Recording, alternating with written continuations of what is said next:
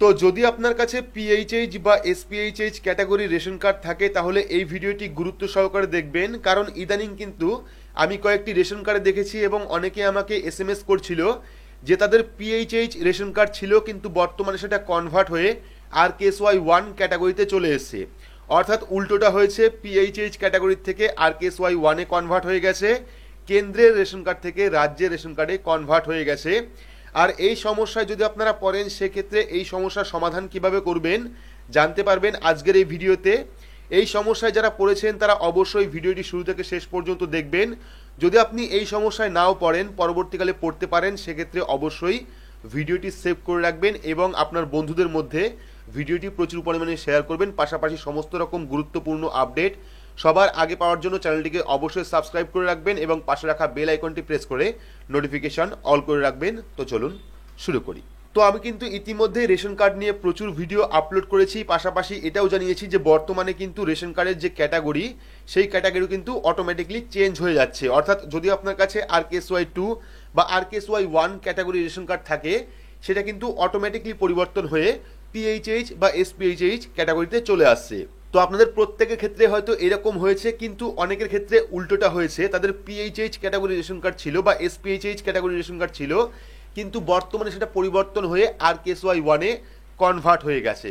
তো প্রথমেই জানিয়ে রাখি যে রেশন কার্ডের যে ক্যাটাগরি সেই ক্যাটাগরি অটোমেটিক কিভাবে চেঞ্জ হয়। তো রেশন কার্ডের ক্যাটাগরি কিন্তু অটোমেটিক চেঞ্জ হওয়ার কারণ হলো আপনি যে ফ্যামিলিতে রয়েছেন সেই ফ্যামিলির প্রধানের যে ক্যাটাগরি রেশন কার্ড থাকবে বাড়ির প্রত্যেকটি সদস্যরে কিন্তু অটোমেটিকলি চেঞ্জ হয়ে সেই ক্যাটাগরিতে চলে আসবে। অর্থাৎ ধরুন আপনার পরিবারের 4 জন সদস্য রয়েছে, 4 জনের মধ্যে আপনার বাবা হলো পরিবারের প্রধান, আপনার বাবার কাছে রয়েছে পিএইচএইচ ক্যাটাগরি রেশন কার্ড কিন্তু আপনাদের কাছে রয়েছে RKSY1 বা RKSY2 ক্যাটাগরি রেশন কার্ড। সেক্ষেত্রে কিন্তু আপনি পরবর্তী সময় দেখবেন অটোমেটিকলি কিন্তু আপনাদের যে ক্যাটাগরি সেই ক্যাটাগরি পরিবর্তন হয়ে কিন্তু আপনার বাবার যে ক্যাটাগরি পিএইচএইচ সেটাতে কিন্তু পরিবর্তন হয়ে গেছে। কিন্তু সমস্যা হচ্ছে যাদের পিএইচএইচ ছিল তাদের কেন RKSY1-এ পরিবর্তন হচ্ছে, এটারও কারণ কিন্তু আপনার সেই পরিবারের প্রধান। তো যদি আপনার ক্ষেত্রে এই সমস্যা হয়, অর্থাৎ আপনার পিএইচএইচ রেশন কার্ড রয়েছে কিন্তু পরবর্তী সময় দেখছেন আপনার RKSY1-এ কনভার্ট হয়ে গেছে, সেক্ষেত্রে আপনি কি করবেন? তো সেক্ষেত্রে আপনি চলে আসবেন food.wb.gov.in অফিসিয়াল ওয়েবসাইটে। এখান থেকে আপনারা রেশন কার্ড অপশনে ক্লিক করবেন। ক্লিক করার পর পরবর্তী পেজটা চলে আসবে। এখানে আপনারা যে কোনো একটি অপশন চাইলে আপনারা অ্যাপ্লাই ফর কারেকশনে ক্লিক করতে পারেন। ক্লিক করলে পরবর্তী একটি পেজ ওপেন হবে যেখানে কিন্তু আপনার রেশন কার্ডের সাথে যে মোবাইল নাম্বারটা লিঙ্ক রয়েছে সেই ফোন নাম্বারটা দেবেন। দেওয়ার পর গেট ওটিপি অপশনে ক্লিক করবেন। আপনার লিঙ্ক ফোন নাম্বারে একটি ওটিপি পাঠাবে, সেই ওটিপি ভেরিফাই করলেই কিন্তু আপনার যে ড্যাশবোর্ড সেই ড্যাশবোর্ডটা চলে আসবে। এইবার এখান থেকে আপনি দেখতে পারবেন যে আপনি কোন ফ্যামিলিতে রয়েছেন বা আপনার ফ্যামিলিতে কতজন কানেক্টেড রয়েছে। তো দেখতে পাচ্ছেন এখানে কিন্তু টোটাল ফ্যামিলি লিস্টটা চলে এসেছে এবং এখানেও কিন্তু একটা সমস্যা রয়েছে। আশা করি প্রত্যেকের ক্ষেত্রেই এই সমস্যা হবে, এই নিয়ে আমি নেক্সট ভিডিও করব, যেখানে দেখতে পারবেন আপনার লিস্টে এক একজন সদস্যর নাম 3 বার কি 4 বার করে এরকম রয়েছে। দেখতে পাচ্ছেন এখানে কিন্তু একটা নামই 3 বার করে রয়েছে, প্রত্যেকটা নামই কিন্তু 3 বার রয়েছে। অর্থাৎ যদি আপনার ফ্যামিলিতে 4 জন সদস্য থাকে সেক্ষেত্রে দেখতে পারবেন লিস্টে 16 জন বা 12 জন এরকম চলে এসছে। তো এটা কেন হচ্ছে এই নিয়ে কিন্তু ডিটেলস ভিডিও আমরা করব। তো এইবার আপনি লিস্ট ওপেন করে দেখে নেবেন যে আপনি কোন পরিবারে রয়েছেন এবং আপনার পরিবারের প্রধান কে রয়েছে এবং তার কোন ক্যাটাগরি রেশন কার্ড রয়েছে। যদি আপনার আগে পিএইচএইচ রেশন কার্ড ছিল কিন্তু বর্তমানে RKSY1 হয়ে গেছে, সেক্ষেত্রে আপনি কি করবেন? আপনি যদি দেখেন এই পরিবারের যে হেড রয়েছে সেই হেডের RKSY1 ক্যাটাগরি রয়েছে, সেক্ষেত্রে আপনি কিন্তু এই ফ্যামিলির থেকে স্প্লিট করতে পারেন।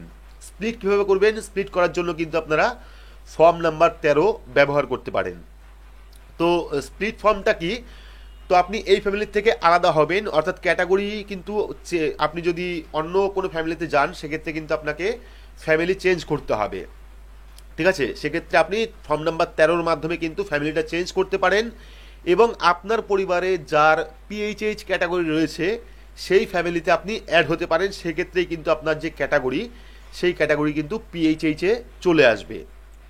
এবার ধরুন আপনার পরিবারের 3টে ফ্যামিলি সেপারেট রয়েছে, সেক্ষেত্রে কিন্তু আপনি চাইলে যে কোনো একটা ফ্যামিলিতে অ্যাড হতে পারেন যাদের পিএইচএইচ রেশন কার্ড রয়েছে, তাহলে কিন্তু আপনি একমাত্র এই যে রেশন কার্ডের ক্যাটাগরি সেটা কিন্তু পরিবর্তন করতে পারবেন, বা চাইলে আপনি নিজের নামে আলাদা করেও কিন্তু আপনি আবার নতুন একটি ফ্যামিলি অ্যাড করতে পারেন এই ফর্ম নাম্বার 13-র মাধ্যমে, ঠিক আছে।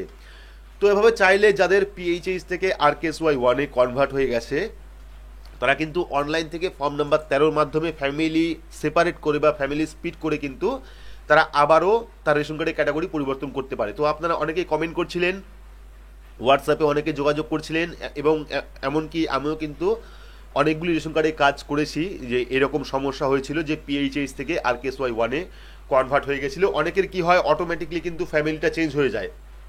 যেমন আপনি আপনার পরিবারের ফ্যামিলিতে রয়েছেন, কিছুদিন পরে দেখছেন আপনি অন্য একজনের ফ্যামিলিতে, যাকে আপনি চেনেনও না, তার ফ্যামিলিতে অ্যাড হয়ে গেছেন, সেক্ষেত্রেও কিন্তু আপনার এই সমস্যা আসতে পারে। সেক্ষেত্রে আপনাকে ফর্ম নাম্বার 13 ব্যবহার করতে হবে ফ্যামিলিকে আলাদা করার জন্য। তো আলাদা করলেই কিন্তু আপনারা এই সমস্যার সমাধান করতে পারবেন। তো আশা করছি সম্পূর্ণ বিস্তারিত বোঝাতে পেরেছি যে যদি আপনার ক্যাটাগরি চেঞ্জ হয় সেক্ষেত্রে আপনি আপনার ক্যাটাগরি ঠিক কীভাবে করবেন, পাশাপাশি ফ্যামিলি স্প্লিট কীভাবে করবেন। তো ভিডিওটি আপনাদের কেমন লাগলো অবশ্যই কমেন্ট বক্সে কমেন্ট করে জানাবেন। ভিডিওটি ভালো লাগলে লাইক করবেন, চ্যানেলটিকে সাবস্ক্রাইব করে পাশে রাখা বেল আইকনটি প্রেস করে নোটিফিকেশন অল করে রাখবেন, সবার সুবিধার্থে ভিডিওটি শেয়ার করবেন। তো আজকের মতো এইটুকুই, ধন্যবাদ।